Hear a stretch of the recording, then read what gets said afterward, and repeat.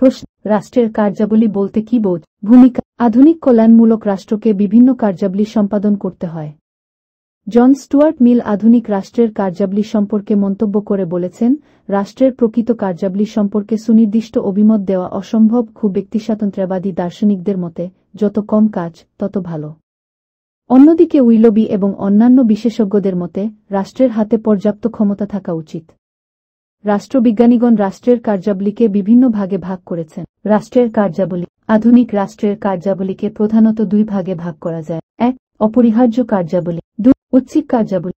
অপরিহার্য কার্যাবলী, যেসব কাজ না করলে রাষ্ট্রের অস্তিত্ব বিপন্ন হয় সেগুলো অপরিহার্য কার্যাবলী।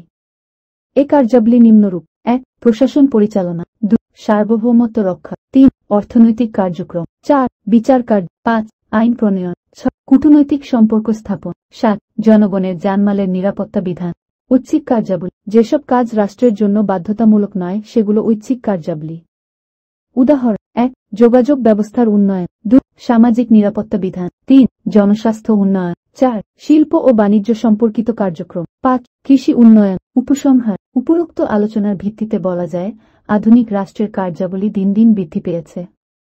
জনগণের স্বার্থে রাষ্ট্রকে এই কাজগুলো সম্পাদন করতে হয়, যা রাষ্ট্রের অভ্যন্তরীণ পরিবেশ, পারিপার্শ্বিকতা এবং সরকারের প্রকৃতির উপর নির্ভর করে।